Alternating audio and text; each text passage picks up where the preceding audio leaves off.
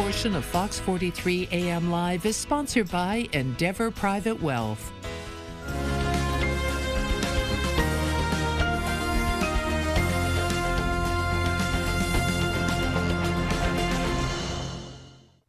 And we're back with Chris McGee, Managing Partner, Endeavor Private Wealth, for this week's segment on investing and wealth management. Chris, good morning. Good morning, Dane. And Chris, the news about the economy and the investment markets has been moving at breakneck speed. And it's easy to get kind of whipsawed and overwrought trying to follow all the developments and different perspectives.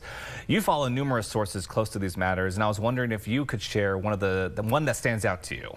Dane, it's good to be back with you and our viewers. Indeed, there is no shortage of information to review and digest.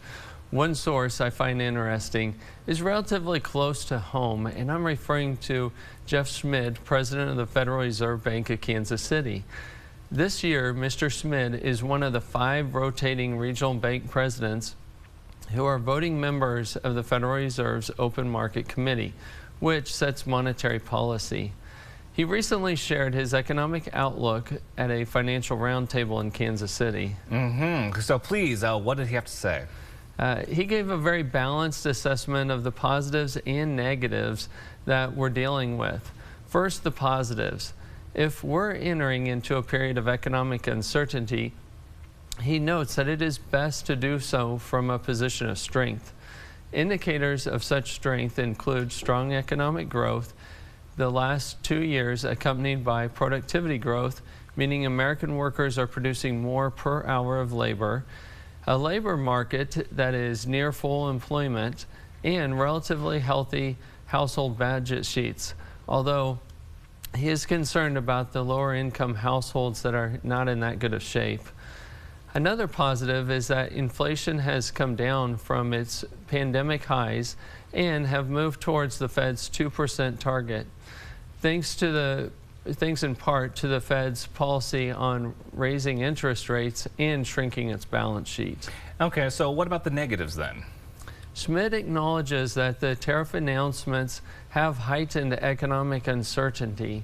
He's also concerned that decreasing consumer sentiment and increasing inflation expectations are increasing the upside risk of inflation and the downside risk for employment and growth. And what is Mr. Schmid thinking about when it comes to interest rates? In the near term, he's concerned that the tariffs not only increase inflation, but ingrain consumer expectations for rising inflation, which would be more difficult to contain. With respect to longer-term prospects for interest rates, he notes that the labor force increased by 66 million workers between 1980 and now. And according to the U.S. Census Bureau projections, over the next 45 years, the working age population is expected to increase by only 2 million workers. An older and slower growing economy typically demands less credit, and that would suggest lower interest rates over the long term. On the other hand, interest rates could rise in the future if foreign debtors who own a substantial amounts of the U.S. government debt, which is used to finance our massive budget deficits, decided not to buy our bonds unless they offer much higher interest rates. So it's complicated, isn't it? And for sure. But it's sure nice that one of our own, Kansas City Fed President Schmid, is a voice of reason and is so focused on the Fed's mandate to promote price stability and full employment. Well, Chris, as always, we appreciate all you do to educate and enlighten us.